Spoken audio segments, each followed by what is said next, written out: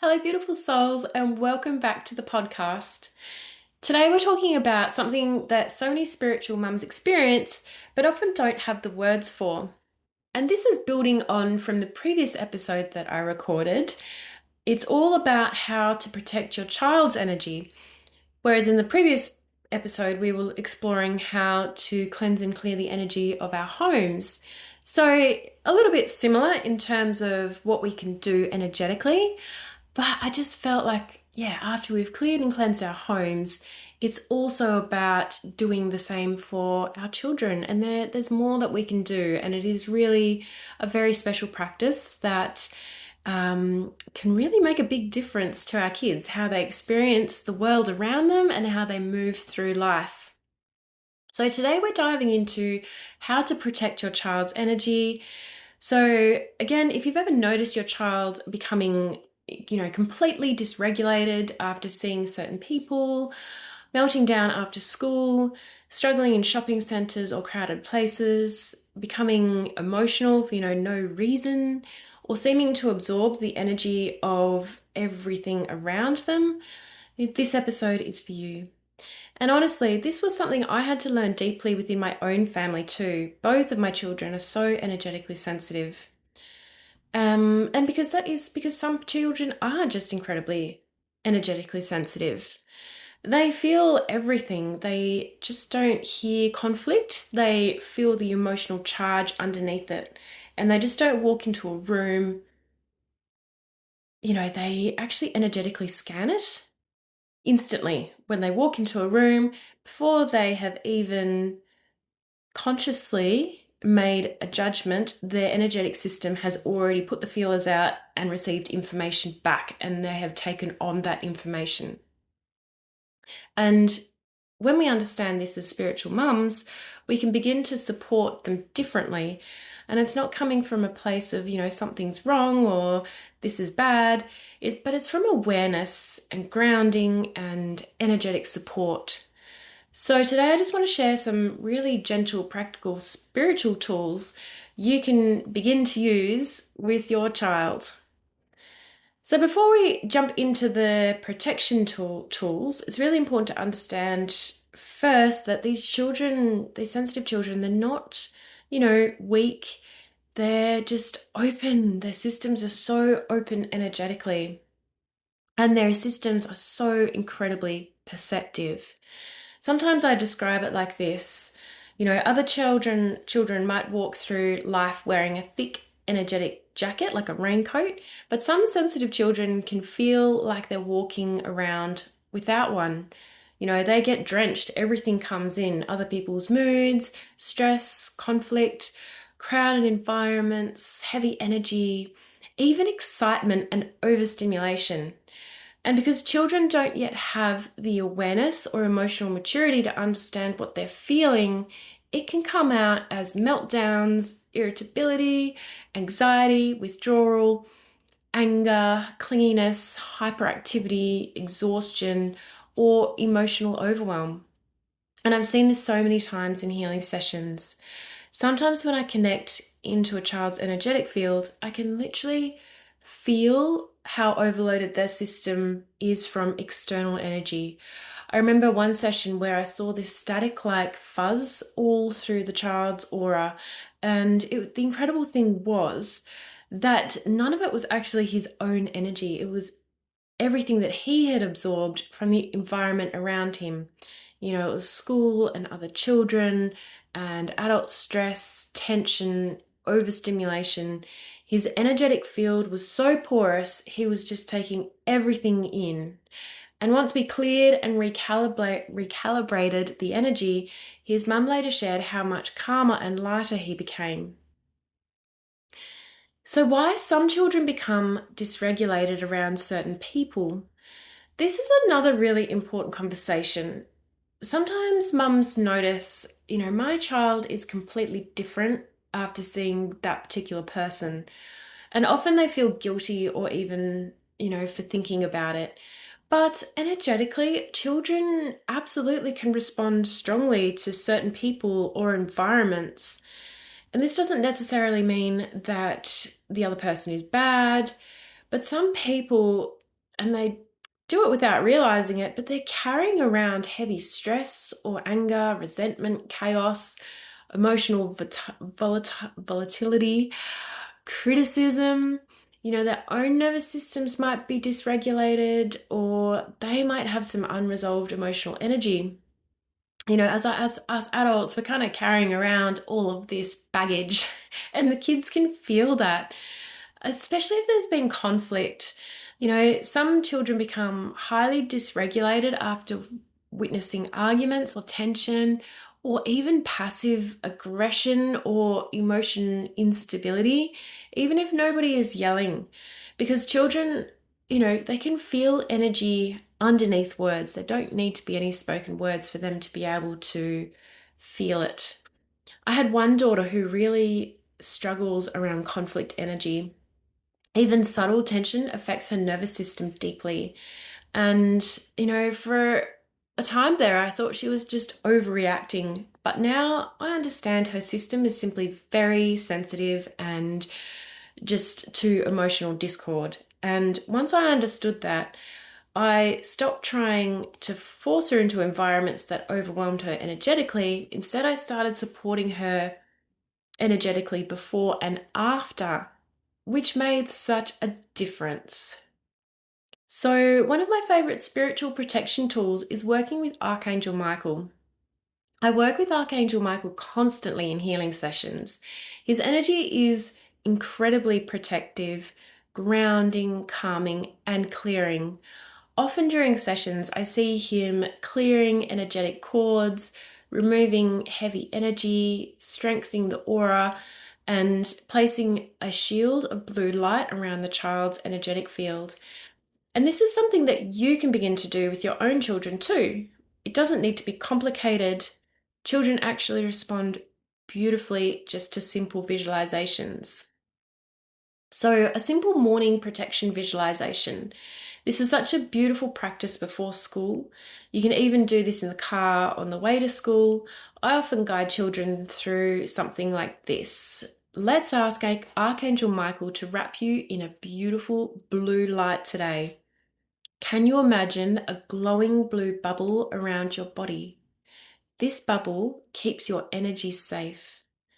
You can still be kind, you can still love people, but you don't need to carry around everybody else's feelings. And then I encourage them to imagine blue light around their body, around their backpack, around their classroom, or even under their feet. And for younger children, you can make it more playful. You can say, Michael's superhero shield is around you today, or your angel bubble is on. The more relaxed and natural it feels, the better it is. We don't want our children becoming fearful of energy or other people. It's more about empowerment. So shielding before school can be incredibly, not overwhelming, but it can just help.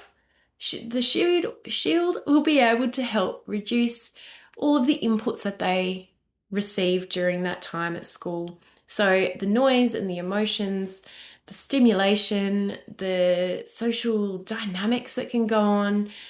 Some children are trying to process hundreds of energetic interactions every single day.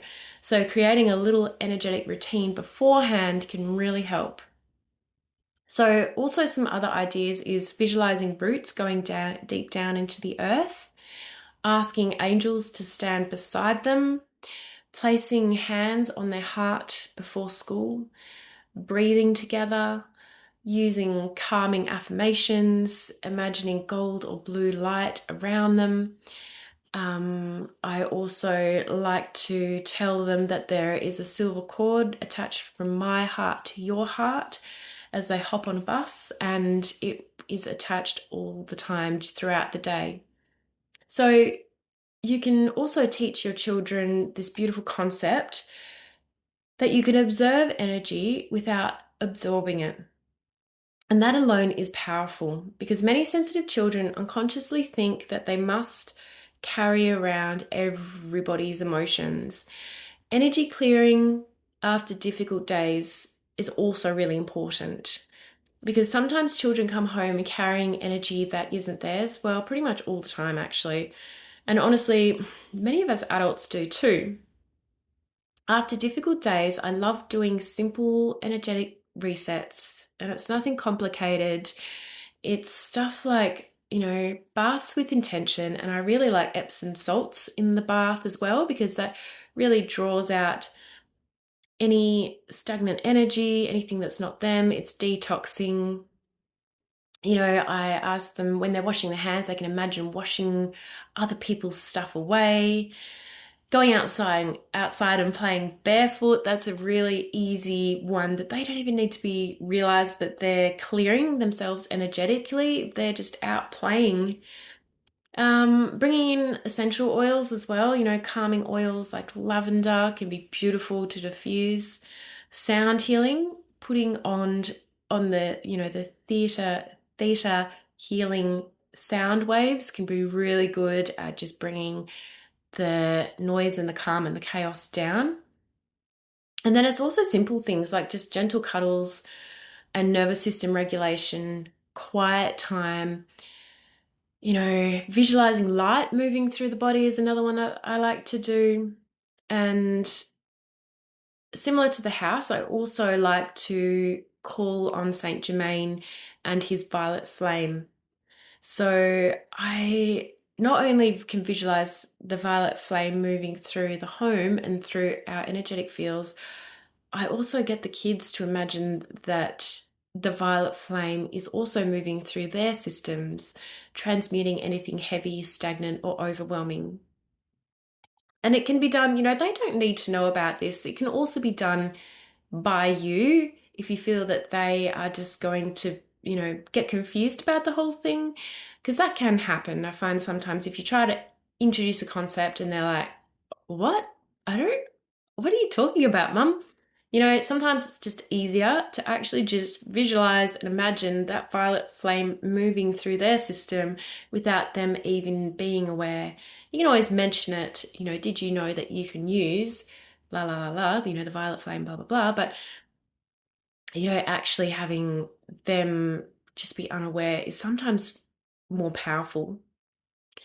So after the violet flame, I also like to call on Archangel Michael to help clear and protect our space energetically, but also the children. So like I mentioned at the very beginning, just calling on Archangel Michael to come in and clear their energetic systems, their bodies, and placing that shield of blue light around them. Again, if they're interested, you can, let them do it, let them know, make it playful for the little ones, but you don't necessarily have to let them know that it has to happen or that you're doing it. Because as I said, it can be a little bit overwhelming, like adding another thing, another layer onto their lives, when sometimes you can just easily do this for them. And it's all about, having that intention behind it, them feeling safe and, loved, really. At the end of all of this, it is just wrapping them up in a big, huge cuddle of love. So when children absorb conflict energy, they struggle to kind of differentiate between, is this my energy or is this someone else's energy? And sometimes kids are really good at masking it. They hide it really well. So they may be experiencing the feeling of the energy, but they're not actually displaying it. And this can kind of look like they're withdrawn or quiet. And this is just them internalizing the conflict deeply into their nervous systems. And then sometimes this can show up later, like, emotional outbursts or just shutting down or tummy aches, anxiety, aggression, tears, defiance, difficulty sleeping. And then parents can become confused because sometimes the reaction can seem bigger than a situation.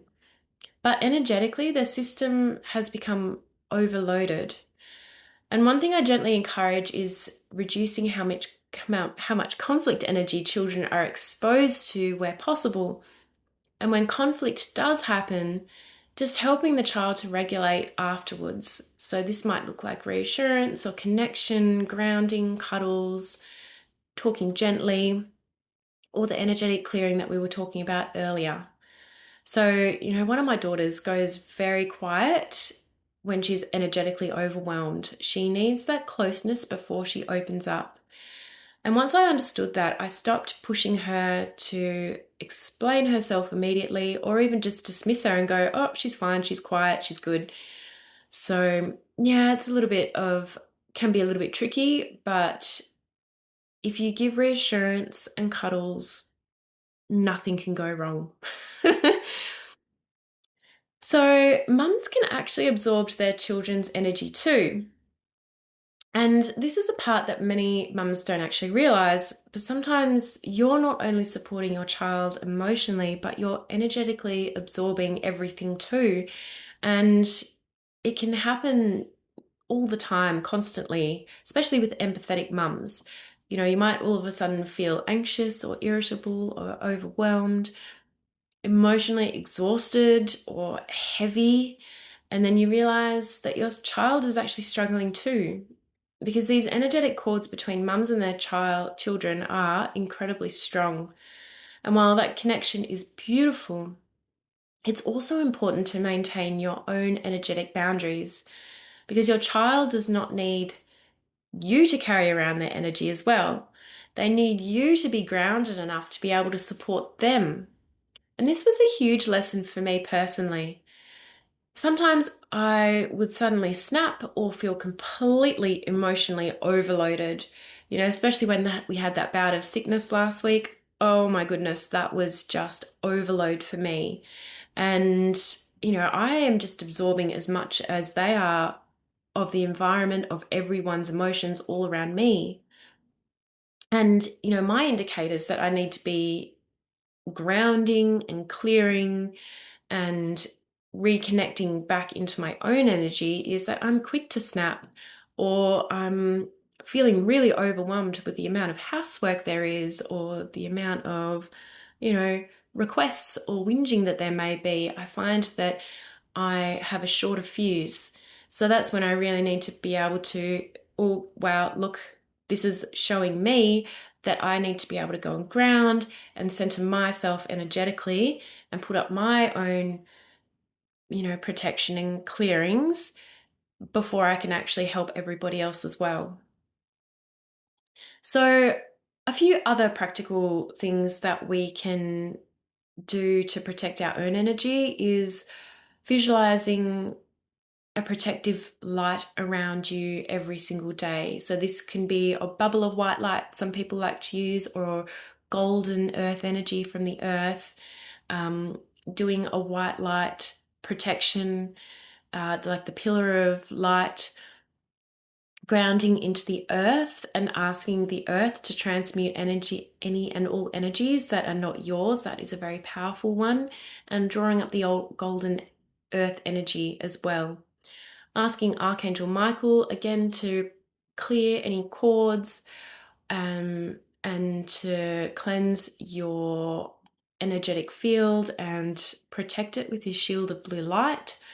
Salt baths or showers, just with intention. Sometimes underneath the shower, it's like, wow, just wash away everything and anything that is not mine and send it down the drain. Journaling and breath work. If you can, a little bit of quiet time alone. I know that really helps me reset. Or spending time in nature. So also being able to go for a walk, even if it's with the kids, just letting them play on the grass while you're out there. And sometimes it's like just literally looking at a tree and a leaf and looking at that for a minute or two. And that can really bring me back into center. So it's really intentionally returning any energy that is not yours away to the earth so you can energetically be strong. Be strong for yourself and be strong for your children. So it can be very powerful, but it is so simple. So if you take one thing from today's episode, just let it be this. Your child is not being too sensitive, and sensitivity is not a flaw. Sensitive children are often deeply intuitive, empathetic, and really wise souls, and they've got big missions here to do big things. They simply just need support learning how to navigate all of this dense energy in the world.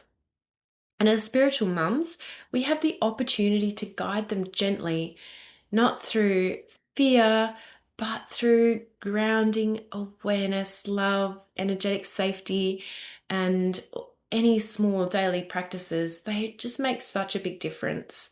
So that can be that morning visualization or bedtime clearing. I actually do have a free resource, a beautiful bedtime ritual card that is free for a download. I'll pop the link in the notes. Or it can even just be those moments after school, just a little bit of connection, a hug, send them outside to run around on the grass. All of these little things, they matter and they build up and they just really create a loving, supportive, energetically clear environment for our kids.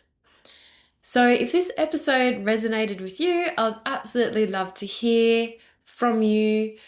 You can connect with me over on Instagram at heatherclark.energyhealing, or leave a comment, or explore my children's healing sessions and free resources.